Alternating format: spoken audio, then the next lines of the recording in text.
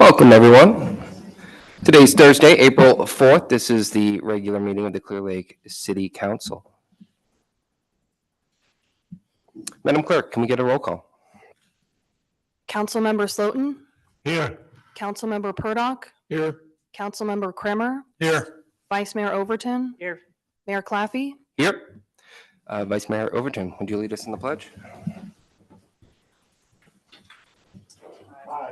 I pledge allegiance to the flag of the United States of America and to the republic for which it stands, one nation, under God, indivisible, with liberty and justice for all.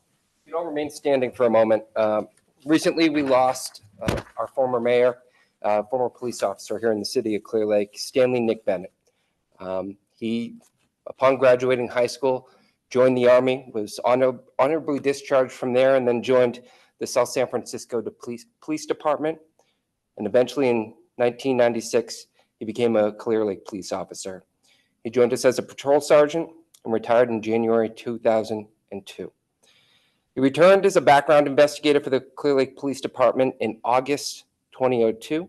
And in 2012, Nick transitioned to oversee the investigation unit as a sergeant until his final retirement in August 2015. Then he foolishly joined the city council on May 19th, 2016, where he did a lot for this community. He served 3 years on the council until he resigned for health reasons on May 9th, 2019. And he was mayor from January 1st, 2019 through his resignation date. I know we all have fond memories of him. Let's have a moment of silence if we could.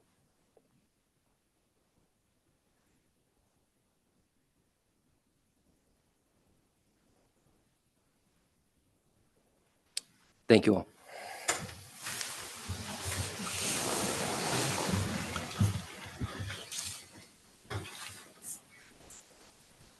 Mr. Flora, any changes to the agenda today? No modifications, Mr. Mayor. Make a motion to accept the agenda as submitted. Second. I have a motion from Councilmember Purdock, a second from Councilmember Kremer. All those in favor, please vote in your portal.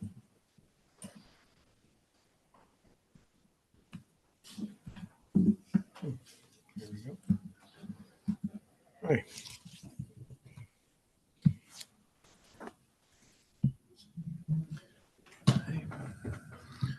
Motion passes with unanimous vote of the council.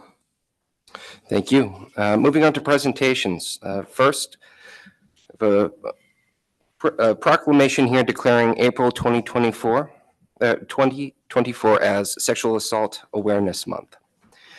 Whereas in 2023, Lake County agencies responded to the needs of 390 sexual assault victims and their significant others and or family members, and whereas no other person, organization, agency, or community can eliminate sexual assault on their own, and the partnership between public and private Lake County agencies is invaluable.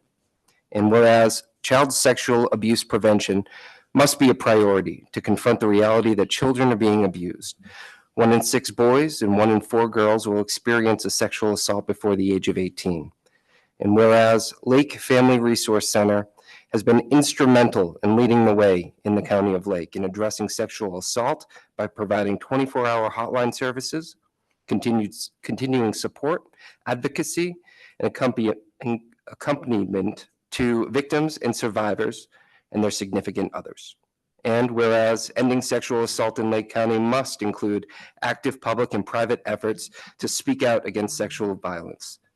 And it is time for all of us to start conversations, take appropriate action, and support one another to create a safer environment for all residents.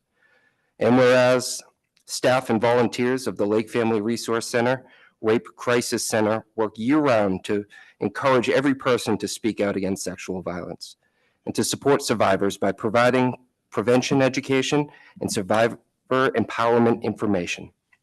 And whereas the Lake Family Resource Center and the District Attorney's Office, Victim Witness Division, local law enforcement agencies, hospitals, and schools have set an important example of how forging collaborative relationships improves the quality of service for those impacted by sexual violence. And now, therefore, be it proclaimed that the mayor of the city of Clear Lake does hereby designate the month of April 2024 as Sexual Assault Awareness Month in Lake County, and urges all local government, schools, businesses, and community members to participate in the sponsored events this month to increase awareness and public support for creating communities free from violence and exploitation. Is there someone from the Lake Family Resource Center that would like to receive this?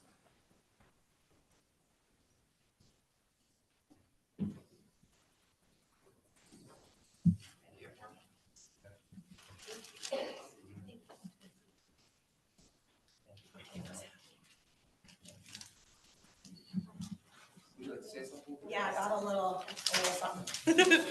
Hi, you guys. Thank you so much for this and for having us here and the proclamation. Also, thank you to Clear Lake Police Department because you're really wonderful partners with us and allowing us to be there for our survivors. We really appreciate it.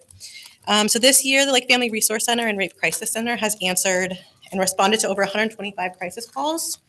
We have provided over 2,000 direct services to 62 clients, and our youngest survivor was 3, and our oldest one was 72. So it's, it's happening a lot. So we have a couple events going on in April for awareness. We will be at the Woodland Community College on April 18th for their Earth Day event from 11 to 3. Jitterbean and Susie Q's Donuts will have sexual assault awareness coffee sleeves on all their coffees for the month. And then we have Denim Day on April 24th. So for those who may not know, Denim Day started because the Italian Supreme Court overturned a ruling because they said a girl's jeans were too tight. So she must have consented and helped take them off. So it couldn't be rape because she helped with that. She didn't.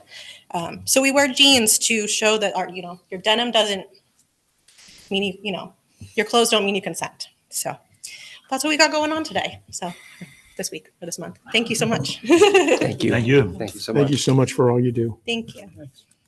Catherine has some pins for you guys. Thank you.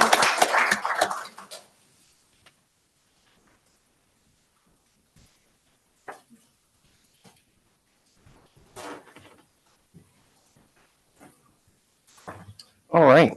Our next presentation is a proclamation declaring April 14th through 20th, 2024 as Public Safety Telecommunicators Week. Whereas emergencies can occur at any time that require police, fire, or emergency medical services, and whereas when an emergency occurs, the prompt response of police officers, firefighters, and paramedics is critical to the protection of life and the preservation of property.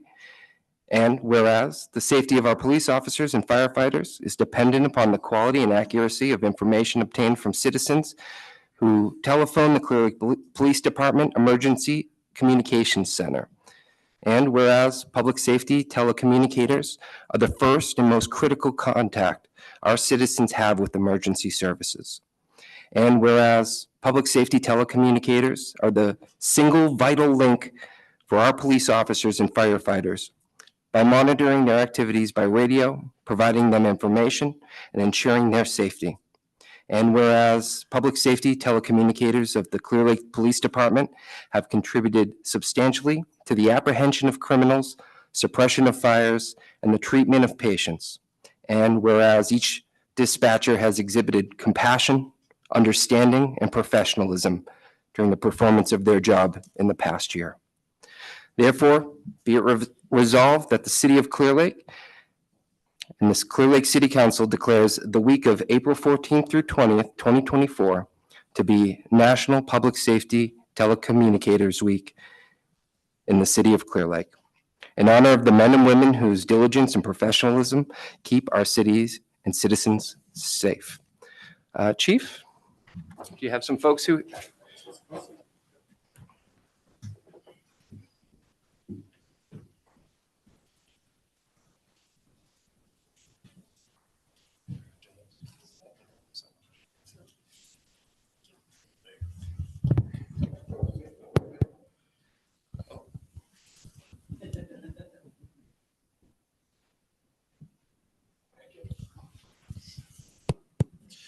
Briefly, I just want to speak about our dispatchers at the police department. Oftentimes, they don't get the most recognition for things that go on, unlike the mayor just said in his proclamation.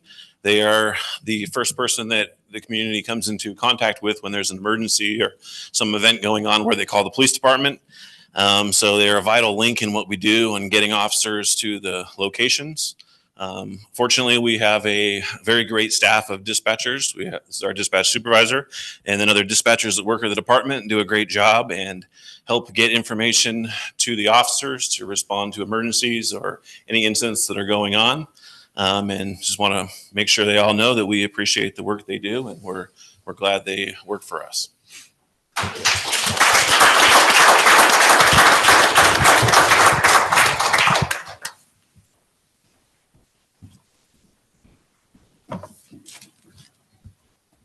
Okay, next up, can I have Director Viramontes meet me at the podium here? We are going to present certificates of appreciation for the Bunny Brunch and Recreation and Events Quarterly Report. Hi, good evening. You want to start with the certificates? Okay, I'll Yes, write sir. down. You want to give us a bit of an overview of what you guys Yeah. did? So last Sunday, we had the Bunny Brunch. It was the second Bunny Brunch. Our attendance more than doubled this time. We had a really good time. We had a great staff of volunteers, some city hall staff as well, and came and volunteered and cooked breakfast and we collected over 2,000 Easter eggs this year. Yeah. So the community really pulled together and we all got it done. So you want to read them? Okay, I'll just read them all off and then, okay. So I created a list of everybody who participated, whether it be bringing in candy, plastic eggs, pancake mix, whatever. So we have Adeline Leba, Mark Roberts, Daniela Justice, Amy Avila, Dea Lopez, Catherine Miller, Adam Viramontes, Aubrey Weiss, Bruce Thurman, Joyce Overton, Clout Kennels, Anna Hermosillo, Adventist Health, Julie La Rosa, Patty Toole, Kimberly Aguilar, Natalia Nacosta, Giselle Aguilar, Emberlyn Weiss, Ryan Volmar, and Giovanni Ortiz. I'd like to say that the last 6 or 7 names were high school students that have been actively coming and helping out all of my events. I have been able to count on them, along with my kids, to be there every single time from start to finish. If your name was called, please come on up. Anybody here that participated, come on up. I see you. Your name was called. See you. Come on up.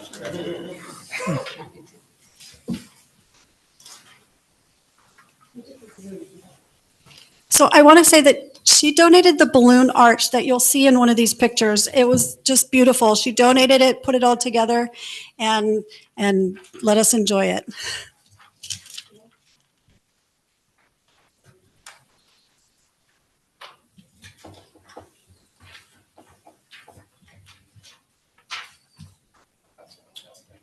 Thank you.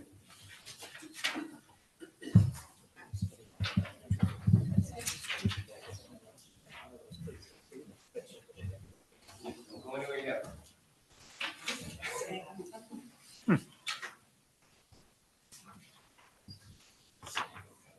right, I won't get. Thank you so much. The more we do events like this, the better our city is.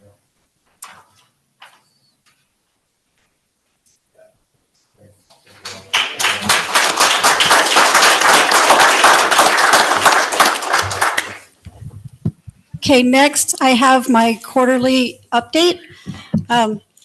You'll see that I wasn't very busy at all. Okay, so during this presentation, we're going to talk about the first intercession camp, the fact that I was 2-time scholarship recipient. We're going to talk about bingo nights, the Bunny Brunch, Clear Lake Cleanup Day, the Teen Alliance Program, Junior Giants signed ups, and the most exciting, the new Youth Center logo. So back in February, during their 1 week, the schools had their 1 week intercession. So I put on a 3-day camp, and we did quite a few things. I got to sit down and talk with the kids, kind of get their ideas of what they want to see at the youth center. We had 10 kids and they were fun. So here was one of the days that we made jewelry. It was supposed to be just a couple hour thing. It turned into like 3/4 of the day because they didn't want to stop.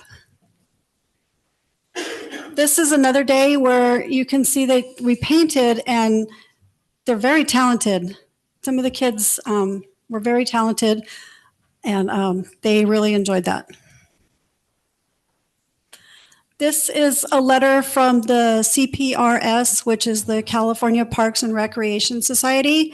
I applied for a grant, and instead of them dispersing the $500 to 2 or 3 agencies, I got the whole thing.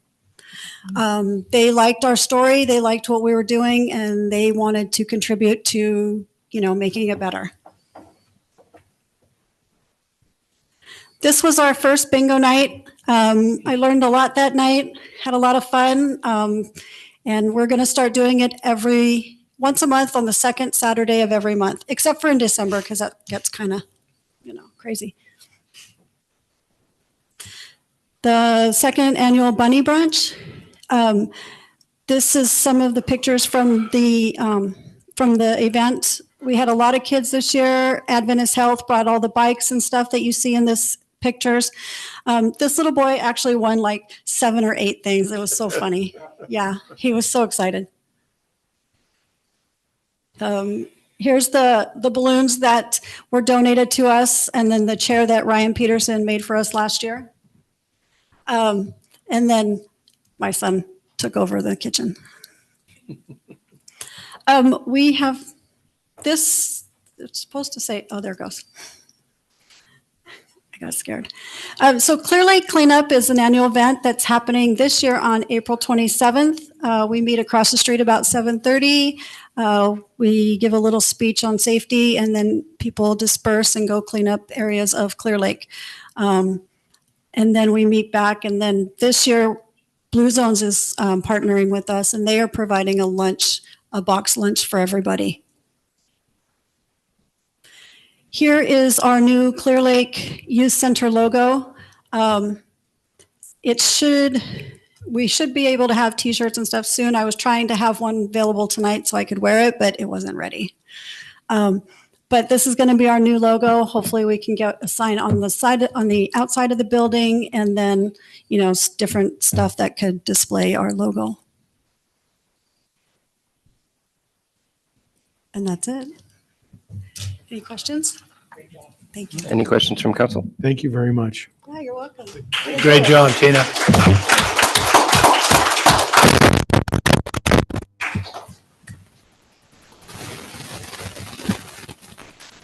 All right, we'll move on to item F, public comment. This is the time for any member of the public to address the city council on any matter that is not on the agenda that is within the subject matter jurisdiction of the city. The Brown Act, with limited exceptions, does not allow the council and staff to discuss the issues brought forth under public comment. When you do come up, please start with your name and your city of residence. We have one written submission here from Mr. Keith Ahart around utilities coordination.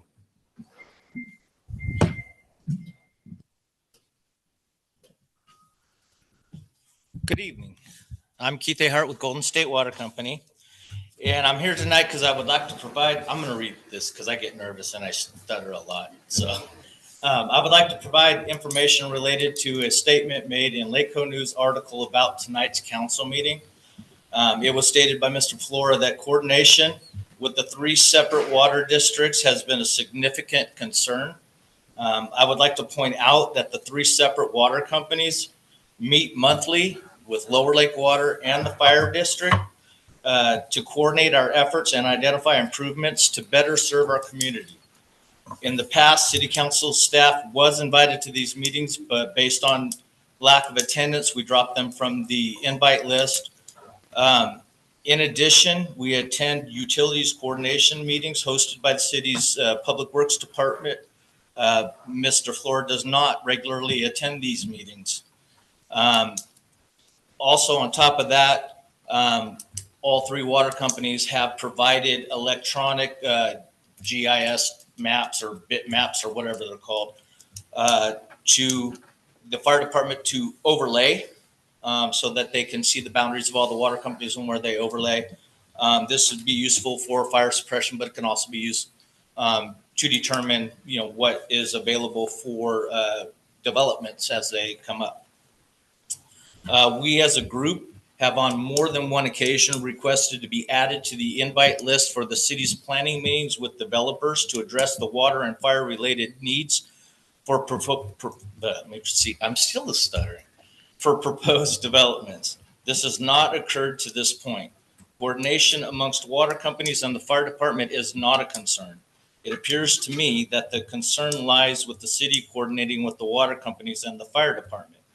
We would like again to ask that the city include us in the planning of development so we can better address any concerns early in the planning process. That's all. Thank you. Thank you. Thank you, Mr. Ahart. Anyone else in the chamber? Anyone else in the chamber would like to make a comment? Please step forward.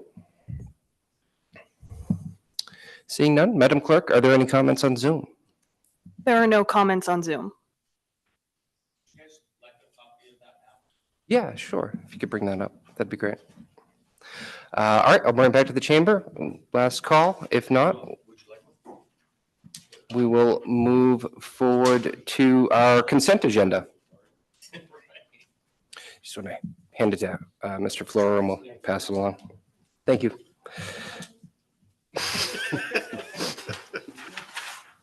Thank you, sir. All right, moving on to the consent agenda.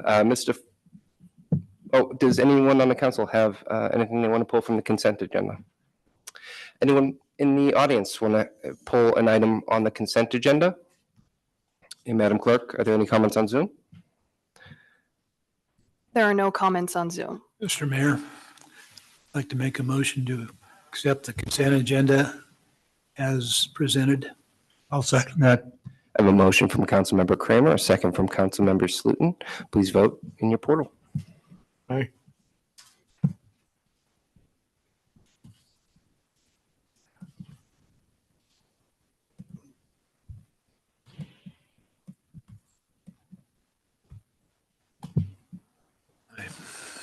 Motion passes with unanimous vote of the council.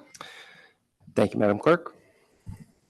All right, moving on to item 8, consideration of second reading of ordinance number 269-2024, updating Clear Lake Municipal Code Section 3-5, and possible further discussion of fire mitigation fees. Mr. Flora. Thank you, Mr. Mayor, council members. So normally in second reading of an ordinance, we just put on consent, but because of, I guess some of the issues around this particular discussions we've had over the last few meetings related to this, we thought we would, have a business item and talk about it a little bit more. So currently what staff is recommending is to go ahead and adopt the ordinance, do the second reading. Just for everyone's recollection, the change in the ordinance does not include changing the fees. It just changes the authority of, or the action changing the fees is moved from the ordinance to an action taken by resolution. And so at some point, the council would need to adopt a resolution with any fee changes related to the fire district. So we've had some discussion since the last meeting with the fire district, and Mayor Claffey was involved. And what staff's recommending at this time is to hold off on adopting any changes via resolution until there's interest in, kind of initiated by Supervisor Sabatier, but kind of a countywide group of agencies to talk about fees and the impact on construction. And so our recommendation is to kind of hold off on taking any action other than you can go ahead and do the second reading of the ordinance, and then direct staff to be involved in that coordination and kind of see where it goes, and then come back for further action. So if there's any specific questions about anything else kind of related to the process or whatever, be happy to address them. Thank you, Mr. Flora. Any questions from the council? Just, Mr. Reporter. Mr. Flores, so if you could you just, for my education, give me an idea, a timeline on how you might see this proceeding, when we might be able to convene that meeting? Supervisor Sabatier is recommending, which I support, and then we might have a resolution to this entire issue. Well, I don't know that there's been I haven't seen a specific date proposed, but my understanding is sometime here in April would be the intent to have this meeting. The Board of Supervisors is going to be picking, having kind of the first sort of workshop on this in the next couple of weeks, I believe. Those hearings have already been noticed the same way that we did it. Supervisor Sabatier was going to try to make it tonight, but he's in. He is here. Oh, he is? Okay, he made it. So I don't know if there's anything that he wants to add as far as the coordination on that. I haven't seen a specific date yet. My understanding is the intent was to do it still in April sometime. Okay. And when do you think this might all be wrapped up and concluded? Best guess, I mean, I think, before the end of the fiscal year? it kind of depends on the discussion, but I mean, it easily could be done before the end of the fiscal year, I think. Thank you. Any other questions from council? All right, we'll open up to public comment. If you'd like to ask a question or make a comment, please come forward. Chief? Good afternoon. Thank you for letting me speak. We talk about the mitigation fees and impact on growth. When we look at really the elephant in the room is fire insurance. So if you read the articles, State Farm has dropped 72,000 policies this year. Additional 42,000 are based upon commercial properties. So if you're trying to buy a house, you're trying to sell a house, or you're trying to build, those are the sticking points that we kind of are dealing with. And even issues with the FAIR plan, which is the California Fair Access to Insurance Requirements. It currently has about 350,000 people enrolled in it, and is growing pains. And those fees are out of reach of a lot of people that are trying to get it, and it barely covers the cost of what they owe on their loans. So we identified that, and Joyce, you had made a comment about the fees aren't due, or we don't really need the fees till after the property is done. We did a little bit of study on structural loss due to fire during construction phases. So we can go back to the Santana Row fire. They recently just had one in Sacramento, and I do have some handouts for you. So there's a tremendous amount of potential loss of that new development. And we look at like our Canocti Gardens. That is in stages, and we actually require them to have fire watch because of the potential fire danger there. So those buildings under construction until they're done are really a critical asset that can be ignited, and a huge dollar loss to both the city, the developer, and insurance companies. So I know the fire chiefs have been working aggressively at all different levels to address the issues with fire insurance. And a lot of that is based upon, some of that is your ISO rating. So Lake County Fire has achieved a 4 and spent a great deal of work and effort. And we went from a 6 to a 5 in 2017 when we passed Measure D to staff Lower Lake. We went from a 5 to a 4 with buying used but new to us fire apparatus. Going to our emergency communication center bought us some points. And what's really impressive is our fire prevention scored a 30 out of 40 available points for fire prevention. So my fear is that if we don't have a chance to grow with the community, we're going to see that number increase, and then it's going to further drive insurance costs up or inability to insure your properties. The other thing I wanted to, because we talked about our Nexus study and how that, maybe the methodology wasn't quite in line with other operations. So I did a great deal of work on Chowchilla Fire Department. Chowchilla Fire Department covers 7.6 square miles of city, and they have an auto mutual aid with Merced County Fire, which is a conglomeration of smaller departments as well as CAL FIRE with Schedule A fully staffed and Schedule B stations. It's auto aid for there. They've run 606 calls in 2023. That equals 1.7 calls every 24 hours. Lake County Fire ran 5724, which equals 15.6 calls every 24 hours. Astronomical. They don't provide EMS services. They serve a population of 18,000, which is including the prison. They are completely funded by the city, and they recently had a measure NPAS that covered public safety for law enforcement and fire service. So when we look at, matching and making sure that we're matching item for item is what those communities have to serve. Also, Chowchilla has little to no wildland urban interface. Their fire severity zone is a minor to moderate. 100% of the Lake County Fire District sits in a very high severity zone.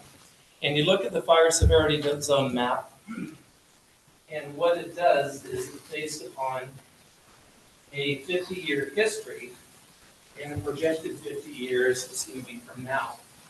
So this identifies Chowchilla and what their ratings are. This identifies our area of high severity. So what they say is over the last 50 years, we haven't done due diligence with fuel reduction.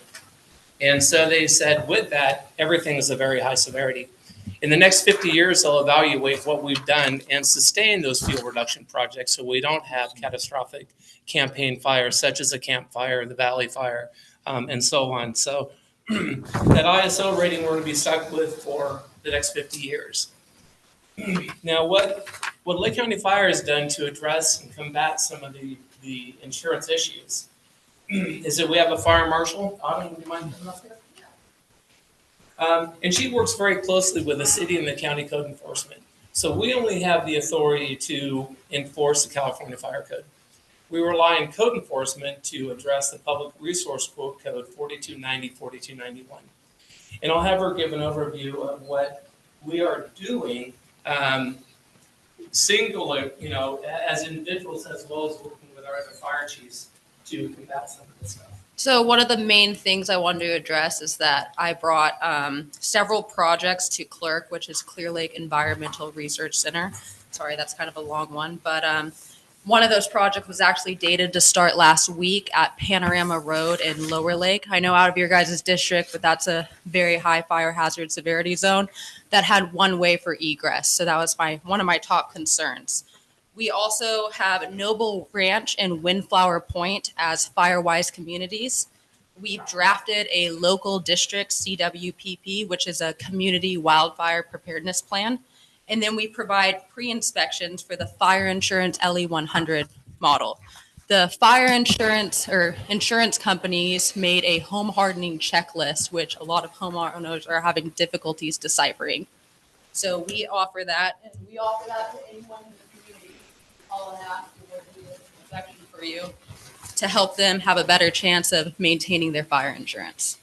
Thank you. So kind of in closing, I know that we haven't addressed the resolution or fee scales for that. And I realize that is going to be somewhat of an impact. But I'm kind of here pleading with you is that for us to grow and protect the community that we have since 1942, we really need the support of the city. And Joyce, to your question, we talked about an ambulance in a garage. And I really want to press upon, even when you look at Chowchilla, they're building a new fire station that's going to be primarily for new development in the city of Chowchilla. The same with us as fire chiefs, as we look at new stations, it's that response time that we look at, that if there's going to be new development with new road traffic, pedestrian traffic, infrastructure, is we try to reduce those response times. And like I said before, what we as fire chiefs have done countywide is we have an amazing response matrix that is based upon the type of call. We've reached out and have established written auto mutual aid agreements with Mendocino County.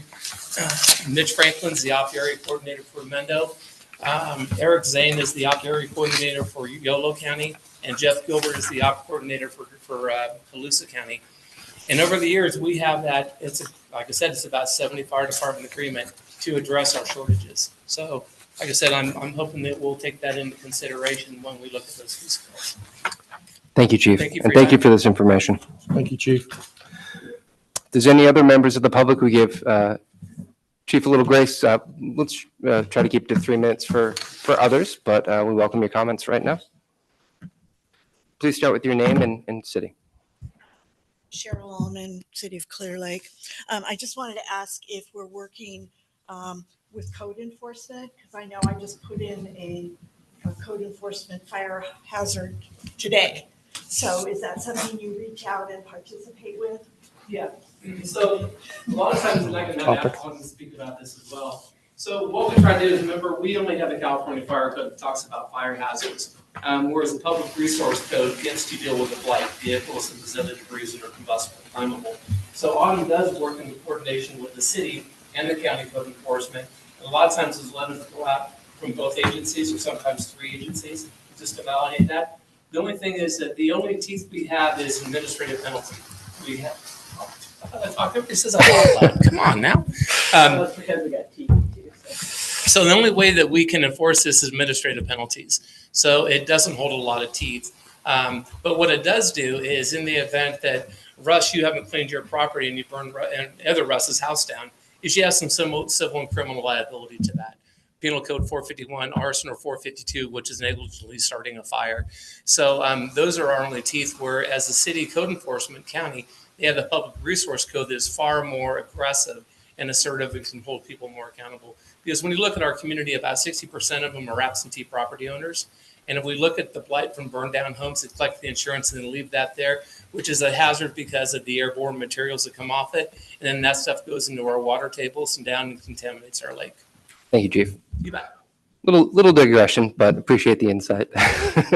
Any other comments here in the chamber?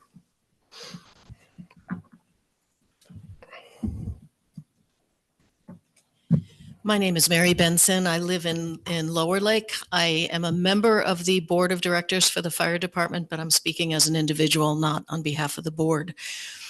I also wanted to revisit some of the issues from the last meeting.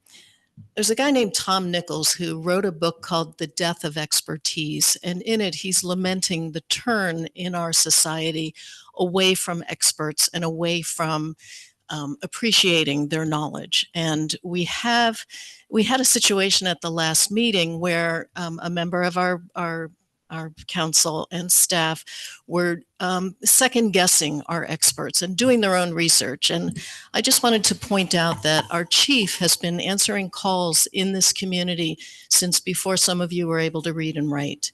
And he knows this community intimately.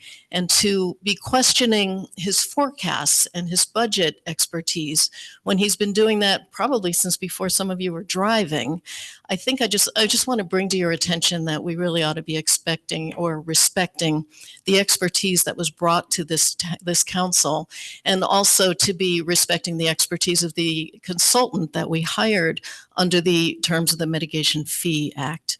And his job is to do nexus studies. And I'd be willing to bet that most of you didn't know anything about nexus studies like myself until like the last year, and you probably never even read one until very recently.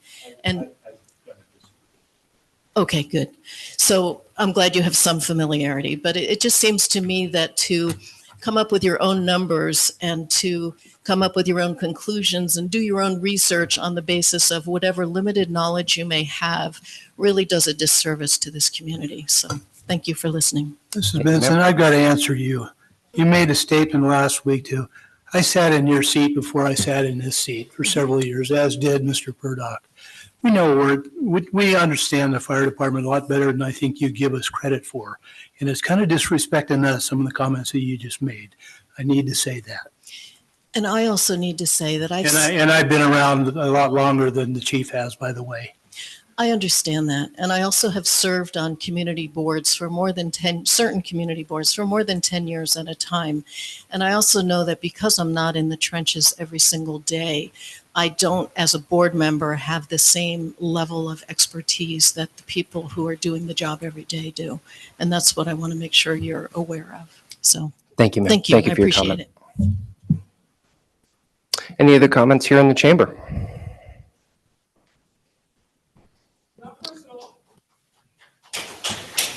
All right, seeing none. Any comments on Zoom? There are no questions on Zoom. Well, we have Dimitri on Zoom. I don't know if you want to allow him to. Would you like to make a He does comment? have his hand raised. Yeah, let's bring Dimitri. Dimitri, are you there?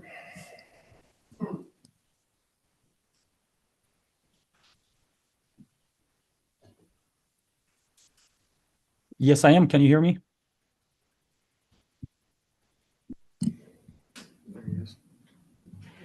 Hello, can you hear me? Can't hear you, Mr. Seminoff. You on mute? How about now?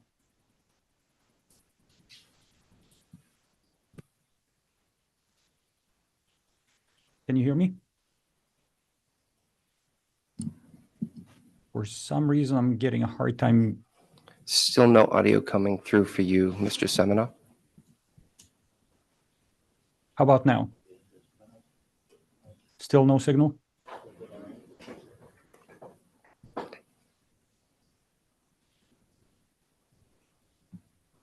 We're checking on our end as well. Okay, thank you.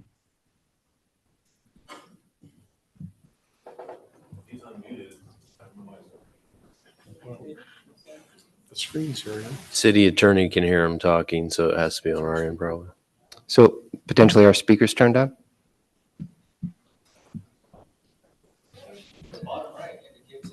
How about now? Can you hear me now? I believe that That's got to be so. Yeah. it's a different mute symbol there.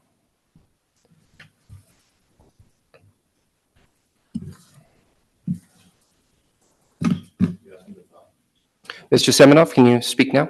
Yes, how about now? Can you hear me? Okay, not yet. There it goes. Okay, try now. All right, how about now? No, that's not it. Sorry, sir.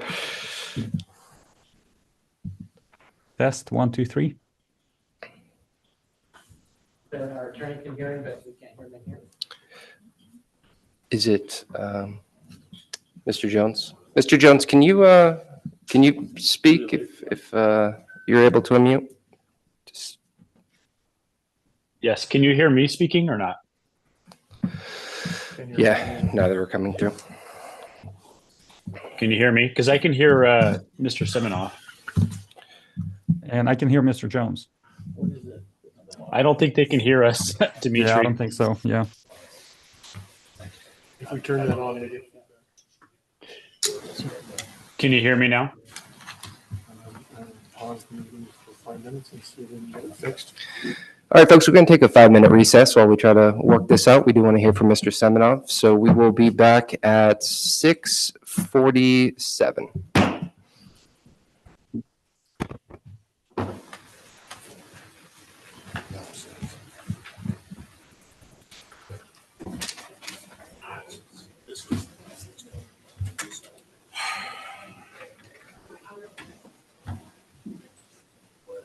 Mr. Seminoff, can you respond?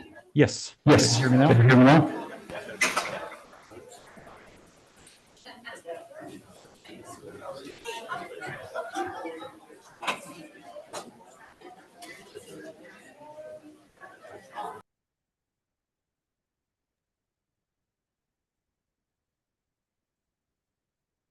I can still hear you, Dimitri. Can you hear me? Yeah, I can hear you. We can hear both of you now, so we're just going to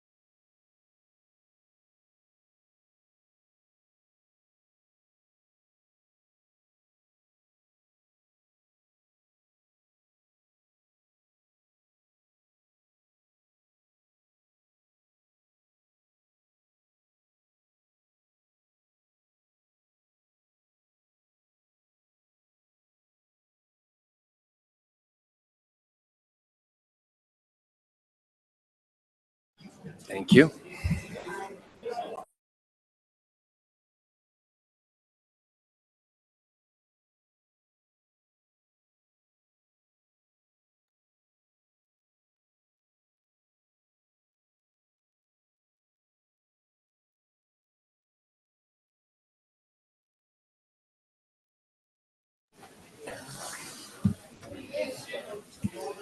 Couldn't vote on it.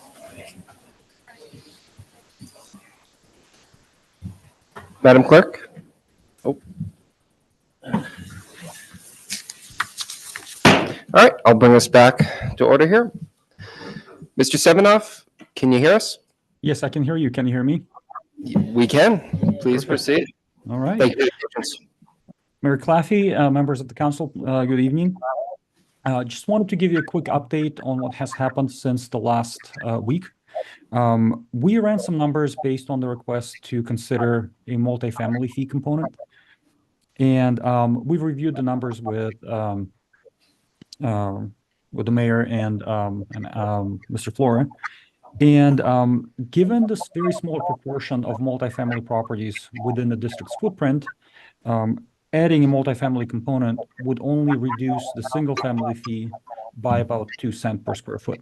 So a lot of work would not really result in any significant reduction of the single family fee amount.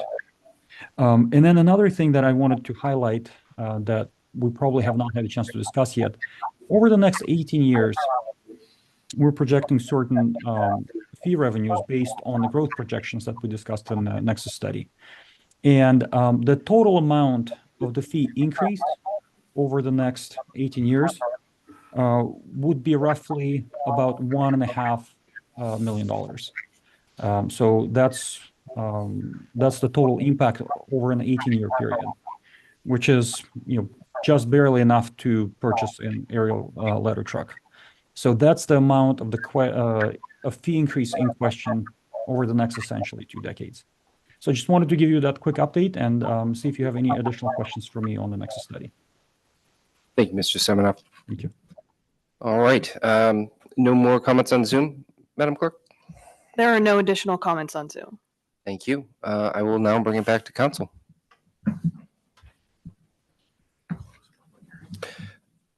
I am now officially closing the public hearing if that is so required. Thank you, Councilmember Purdock. And I'll bring it back to council. I don't have any questions. It's just the ordinance we're passing today, so. Yeah, this is not doing anything but passing an ordinance, right? Ready for a I'd motion? like to make a motion, Mr. Mayor. If I may, Oh, please. to hold the second reading of ordinance number 269-2024, read it by title only, waive further reading and adopt the ordinance. Now I've got to go find and that ordinance would be ordinance number 269-2024, an ordinance amending section 3-5.8 of chapter 3 of the Clear Lake Municipal Code, establishing the rate for the fire mitigation fee by city council resolution. Second. I have a motion from Councilmember Kramer, a second from Councilmember Purdock. Please vote in your portal.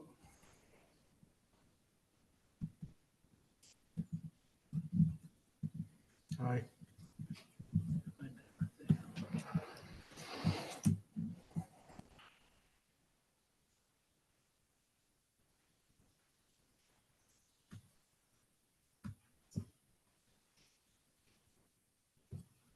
Motion passes with unanimous vote of the council. Thank you, Madam Clerk. Thank you all. Chief, looking forward to talking with you and the county on the next steps here as rapidly as possible. All right, moving on to item number 9, discussion of the Lake County Sanitation District's Southeast Regional Wastewater System and operations within the city of Clear Lake. Mr. Flora? Yeah, thank you, Mr. Mayor, council members.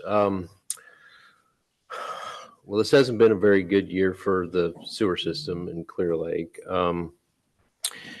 And so that's, kind of what has initiated some of this discussion. There was a request last time to talk a little bit about the Canocti Gardens project. And so we didn't create a separate item for that. It kind of falls under all this. So I'd like to start by giving a little bit of an update to the council on that.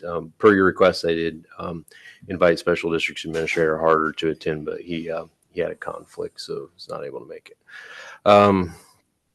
So we've been having weekly meetings since, I'll go back to the presentation that Mr. Harder gave the Board of Supervisors, I guess about 2 or 3 weeks ago, which indicated that even though the Connect Gardens project is ready to partially come online within the next few weeks and be fully occupied, I think by early June, the upgrades needed in the collection system, they would not allow the project to connect until those upgrades were made. Likely to be October or November, causing some pretty significant financial impacts to the project. This was based on a capacity analysis that is required by special districts for projects over, I believe, 20 units. And, I'm not sure all the reasons, but wasn't completed until draft report was received, I think, in early February, maybe late January. And that report indicated there's 2,200 feet of pipe in the collection system that would be over capacity as a result of this project. Well, a small portion, it actually says that the area is over capacity with or without this project, but so they do a dry, and I probably shouldn't be getting to this engineering stuff too much, but I've learned a little bit more about this than I really wanted to. So they do an analysis in dry season and wet season. And so they have a standard of 50% capacity in the dry season. And as I understand, it's kind of largely a result of there's a significant amount of infiltration into the collection system in the wet season. Some other utilities have a little bit higher threshold than that, but nonetheless, this project, it's exceeding 50% now. This project causes that section of the system to exceed a little bit more, and so there's concern about sewage spills in the wet season. So, some issues there. I mean, you step back, it kind of goes back to the overall discussion we're having here, is that we have a lot of concerns in the system. They recently did 2022, they did a sewer model, and updated their sewer model. And so, this is a section of the collection system that is a problem with or without development. Our understanding was there weren't significant areas of concern in the city for the collection, other than the Highlands Harbor area, which, has spills almost every time there's a significant rain event. So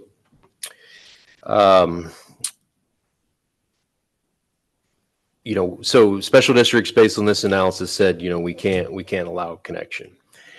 Now, we've had some weekly meetings since then with the developer, the city, and special district. Supervisor Sabatier has been involved, and there's some promising progress on them being able to get occupancy when they need to get occupancy in the dry season.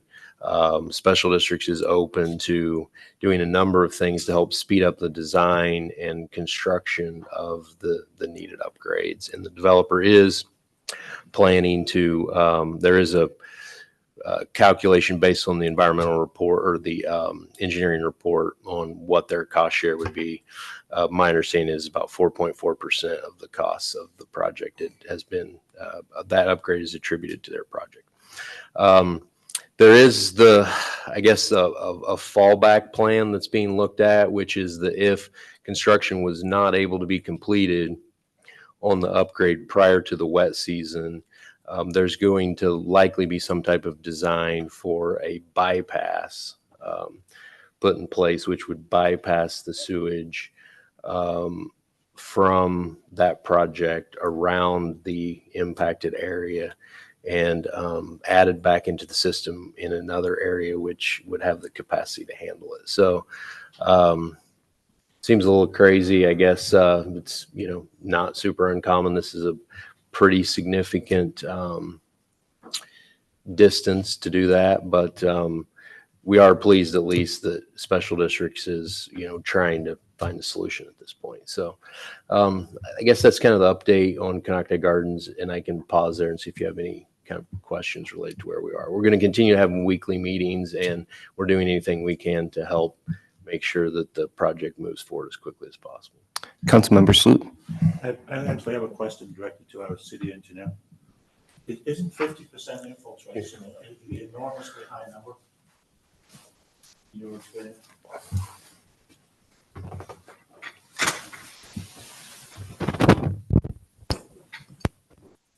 I'm sorry, I was on my way, but I didn't hear your question. So my understanding is that that in the winter you have about a 50% infiltration, and that's why the system can't handle this project. Yeah, that's what, according to Special Districts, yeah, they leave a 50% capacity extra for infiltration and inflow. And for older systems, it's actually not that uncommon. The other question I had, and I don't know, maybe this is more, so the project adds only 4 to 5% to the flow in there? I did review the draft engineering report, and it appeared that the computer analysis assessed that it was about a 4.5% increase to the overall situation. In this particular piece of land, when did it turn into, because obviously if it's apartments, you have some higher flows than just a residential area. This has always been multifamily or some kind of more dense use than just single family, right? That's correct. It's been zoned for multifamily for quite some time. I can't tell you exactly how long, but long time. So 98. 98. So they're kind of behind the times, I guess. Yeah, I mean, it's not that uncommon. I don't know Special Districts policies and stuff. I mean, I think the city tried to coordinate with them as best we could. So, I'm amazed that this comes at the last minute. It was a surprise to staff. Concerning to me is that it was already over capacity before this project, and we know Highlands Harbor has similar issues. Do we know how much of the system is right now over capacity? I just have another comment. I mean, one of our neighbors, there's a pump station right where I live, and there's numerous pump stations, particularly in the area, north area of town, and none of these pump stations or lift stations have any backup power. So our neighbor's garage flooded, almost got into the lake. And then isn't there do they have to have backup power? Because right now they're just bringing along a generator and pump when they feel like they need to pump. And some of this have telephone connections that I can see, but I don't think that they always work, particularly if we start losing landlines. I can't say that there's a law that requires backup power, but there's substantial penalties should you have an SSO or a sanitary sewer overflow, and those penalties are quite large, and they go exponentially larger if that effluent was to go into the lake and get reported. And by virtue of just the financial penalties, it's a lot cheaper to have a backup generator. Like I said, I think this happened twice now with one of our neighbors. Councilmember Purdock. No, I'm sorry. Oh, apologies. Just, I wanted to make sure I got an answer to my question. So do we have any idea or any information from Special Districts on how much of our system is currently over capacity? I haven't seen No. any reporting. No, we haven't. I mean, that is something that we'll be following up on more. I mean, they did update the sewer model, so they should be able to analyze that. That was done in 2022. I think I mentioned that. So, yeah, we're going to, I mean, that's kind of the point of what we're talking about tonight is, we need to have better answers. Councilmember Kramer. Yeah, the two pump stations, the one on Bowers, the one down here on Lakeshore, have had odor problems off and on for years, have have they addressed, they're just addressing specifically Canocti Gardens now. Has there been any progress on the odor control situation? Well, I'm not sure of any clear path on that. I mean, Supervisor Sabatier and I had a meeting with him, I don't know, a year and a half, 2 years ago about some of these problems. They were supposed to be testing some things out. We understand, I think, a little bit more clearly now that for one reason or another, the odor control systems that had worked for, I don't know, 10 or 15 years stopped working and were removed entirely. The backup system was removed entirely and nothing replaced that. And so, That's on the Bowers Avenue. on both of them, as I understand, but, they have plenty of money in their, reserves and whatnot. Their We're expecting to build- $13,700 fee to join their system, I would hope they would use some of that for, speaking of fees, for infrastructure. But I don't have a clear answer on when that may happen. Seeing no other questions, let's move on to part two. Thank you for the pause. Well, I mean, so, we're kind of leading into the issues here. I mean, I think some of this is unfolding. There was a large spill last winter. There's been, I think, 6 or so spills that I'm aware of this winter, totaling maybe close to 1 million gallons that have hit a waterway or Clear Lake itself, just in the southeast system. So, pretty significant issues. I was going to mention the odor control things. Councilmember Kramer already brought that up. A lot of challenges and a lot of concern. Like this, what happened with Canocti Gardens really illustrates the fact that, millions in reserves have been accumulated.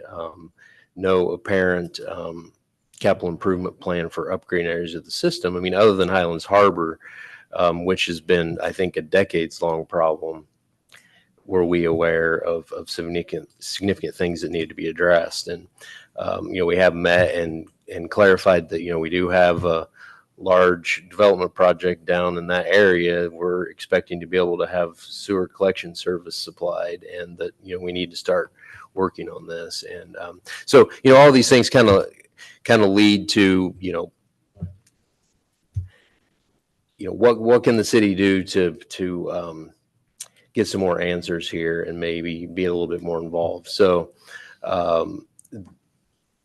it was kind of described here. Hopefully you had a chance to review the materials, but it is a little bit unusual that most of the infrastructure was developed before the city was incorporated, right? And so when that incorporation happened, the health and safety code required that the board of directors of the sanitation district provide, there's various formulas in there and scenarios, but at least one seat be provided to the city on that board of directors.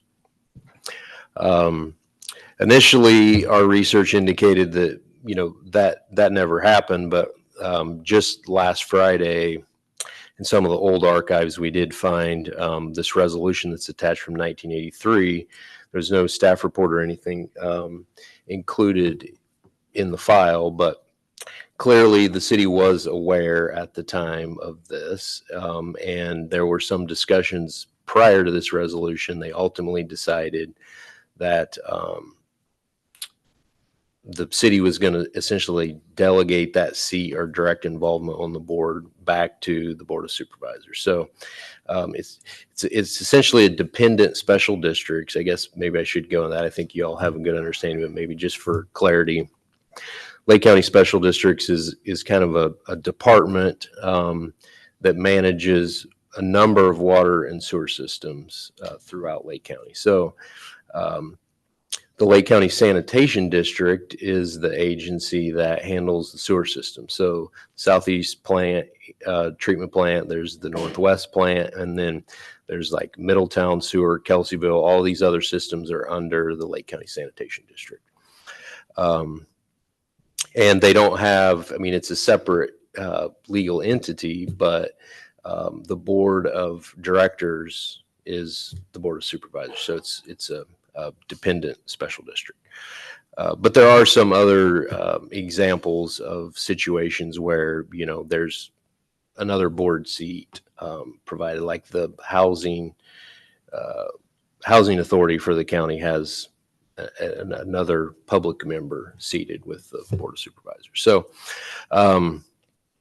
we don't know exactly what all this would look like yet, but wanted to bring this issue up. I did want to share that I did have a meeting last week with the county administrator and the chair and vice chair of the Board of Supervisors to share the research that we have and what we think the obligation of the county is related to this. So, they're looking into that. And I think, what we're asking or recommending the council do at this point is, adopt this resolution. Of course, you could change whatever you like in there, but, it does state our belief is that we are obligated to at least one seat on the board, but perhaps there's another arrangement with the county that would work, because, ultimately the city just wants this to work, right? It sounds like in my discussions, at least with the chair and the vice chair, that, the county's interested in, meeting and talking more about this and hopefully figuring out a way for the city's concerns to be addressed. So maybe with that, I'll just stop there and see if you have any questions. Thank you. Any questions from the council? Just a Mr. quick Sloot? comment. The resolution out of 83 clearly states that the city council of the city of Clear Lake reserves the right to appoint somebody to this governing board. Well, it used to be when I first got on, we had a seat, but they never met. Well, but that was kind of a That was- separate So what advisory was that? committee. And I don't know the history of that, but that's kind of an advisory committee. This is actually the board of directors. So when they adopt their budget or any of that stuff, there would be a seat with At the board. city, Okay. participating in that. I mean, obviously it wouldn't be a majority or anything like that, but the city would have a direct voice. Any other questions from the council? If not, I'll open up to the public. If anyone has a comment here in the chamber, please come forward.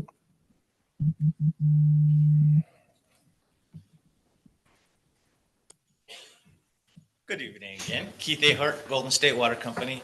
I do have a question concerning Canocti Gardens and the infrastructure that was needed. If Lake County Special Districts and Highlands Water Company would have been in the planning stages before they started building, would they not have had enough time to have the infrastructure, in place by now? Good question. City Manager Flora, what was the timeline for special districts' involvement in that Well, project? they both were involved. And well, I don't have the dates on the top of mind right now, but I think, we first saw a site plan on this project back in 2020. And I mean, the issues with Highlands that you brought up is a great example, because we did coordinate with them a number of times. There were upgrades for fire flows that were needed to Highlands' system, and they were able to figure out a solution. We sat in this room a number of times and figured out a solution that they were able to accommodate. Unfortunately, even though the plans were signed off by special districts, this capacity analysis didn't happen until a few months ago. And so, the reaction that we were given the whole time is it's a kind of a formality, it's going to be fine, but it wasn't. So.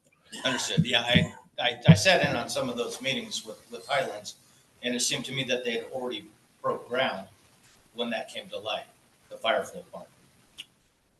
Was that not the correct? I don't remember the specifics on that. I think we knew that there was going to need to be upgrades made well before they broke ground. There was a lot of different ideas exchanged because they didn't like what was initially proposed and the cost of it. And there were some other scenarios that were identified, but I believe there was clarity. I mean, General Manager Davis is here. He can address it if it's important to this. But I mean, the point here is that the issue was identified and we were able to work through it before it was time for occupancy. which is a big difference with the sewer. Understood. I was just getting back to the earlier point with coordination. If we're there early, we can act early. Everyone was involved early. Thank you. Thank you, Mr. Ahart. Any other questions or comments here in the chamber? Seeing none, Madam Clerk, any comments on Zoom? There are no questions or comments on Zoom. Thank you. I'll bring it back to the council.